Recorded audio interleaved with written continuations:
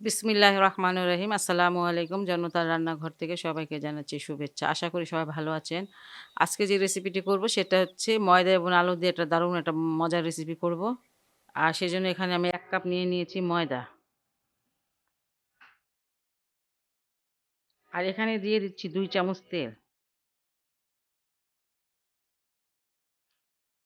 মিশিয়ে নিব খুব ভালো করে।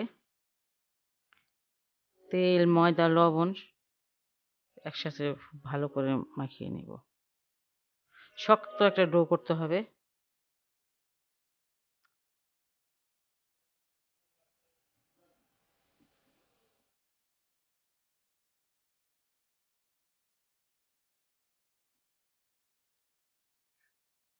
সবকিছু মাখানো হয়ে গেল আমার এগুলো।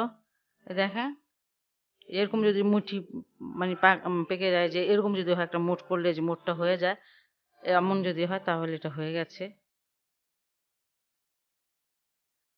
আমি এখন দিয়ে দিব এখানে অল্প, অল্প করে পানি দিব। খুব শক্ত একটা ডো করতে হবে।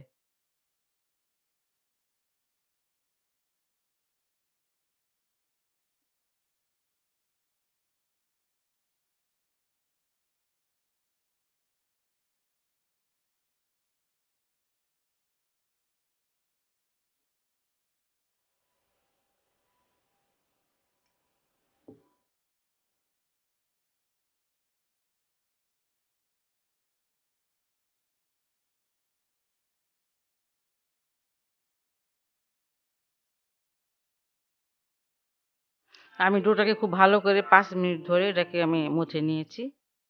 আর এটা আমার হয়ে গেছে ডোটা। শক্ত একটা ডো হবে। আর অল্প একটু তেল লাগিয়ে এটা আমি এখন ঢেকে রেখে দেব ১০ মিনিটের জন্য।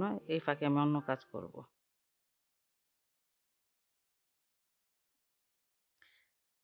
ময়দাটাকে আমি অন্য একটা বাটিতে রেস্টে রেখে দিয়েছি। আর এখানে আমি ৪ টা আলু গ্রেট করে নিয়েছি, ছোট, ছোট অবশ্য।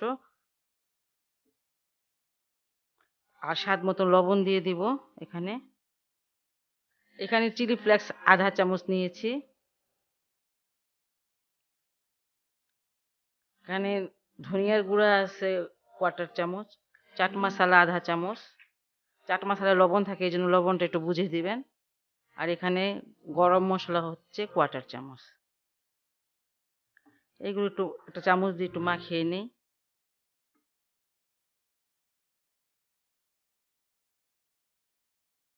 টমেটোর সস এখানে আমি নিয়ে নিয়েছি ১ টেবিল চামচ।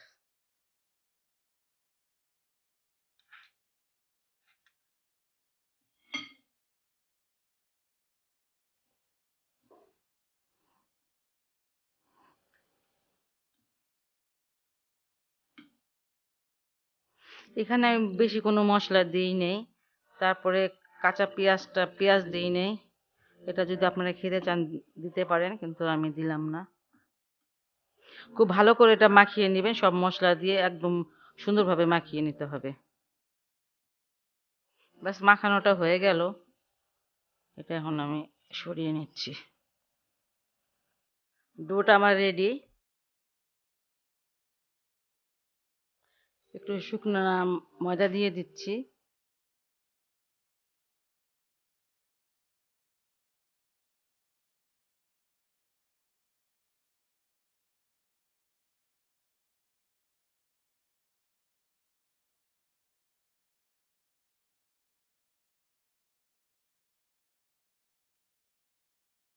এবার এটাকে আমি রুটির আকারে বেলে নিব।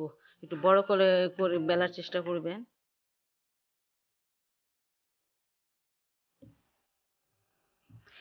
যতটা পাতলা পারেন বেলতে হবে। আর একটু পাতলা করতে হলে একটু বড়ই করতে হয়।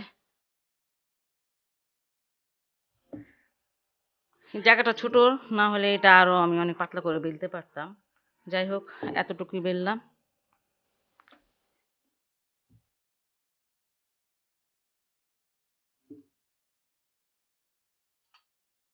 এবার যে আলুর স্টাফিংটা বানিয়েছি সেটা দিয়ে দিব এটার ভিতরে।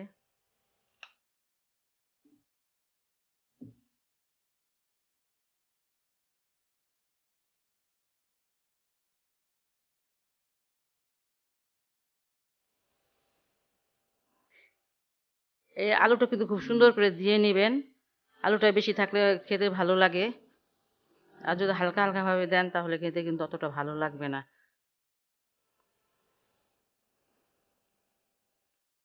আর কেউ যদি শুকনা মরিচ খেতে না চান তাহলে কাঁচা মরিচটা খুব কুচি কুচি করে দিবেন।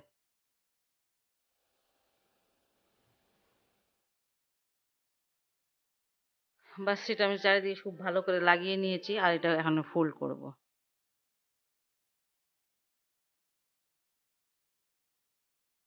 ফোল্ডটা কিন্তু টাইট করে করতে হবে, হালকা করে করবেন না।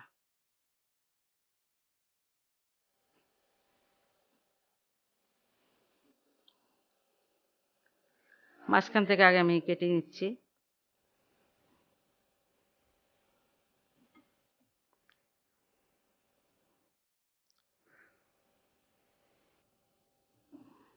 আর এটাকে আপনি যখন কাটলেন এইভাবে একটুখানি হাত দিয়ে ছড়িয়ে নেবেন এইভাবে। এই দেখেন,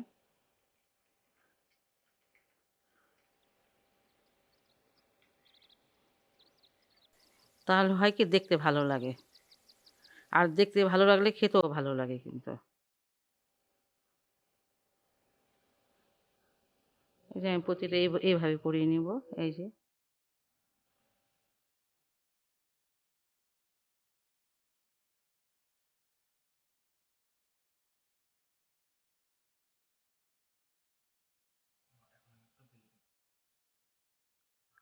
এখন আমি এগুলো ভেজে নিব।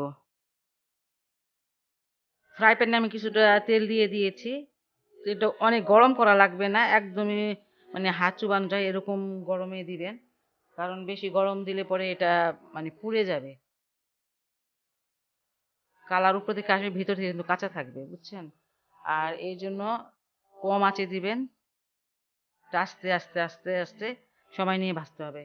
10 থেকে 12-13 মিনিট ভাজতে হয়, অনেক সময় 15 মিনিটও ভাজতে হয় যদি বেশি বড় হয়। 6 মিনিটের মতন আমি একদিক ভেজে নিলাম, এখন উল্টিয়ে দিচ্ছি।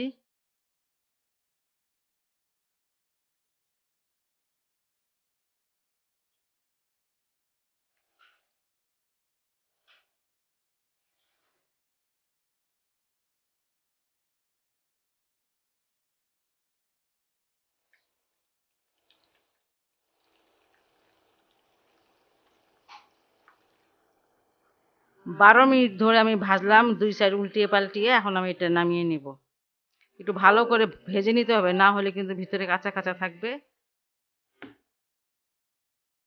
বাসায় যা থাকে সেটা দিয়ে একটা রেসিপি, খুব সহজ একটি রেসিপি। এটা বাসায় অবশ্যই ট্রাই করবেন। আর যদি আমার এই রেসিপিটি আপনাদের ভালো লাগে তাহলে অবশ্যই অবশ্যই আমার চ্যানেলকে লাইক কমেন্ট সাবস্ক্রাইব করবেন। সবাই ভালো থাকুন, সুস্থ থাকুন, নিরাপদে থাকুন, এই দোয়া করি। আল্লাহ হাফেজ।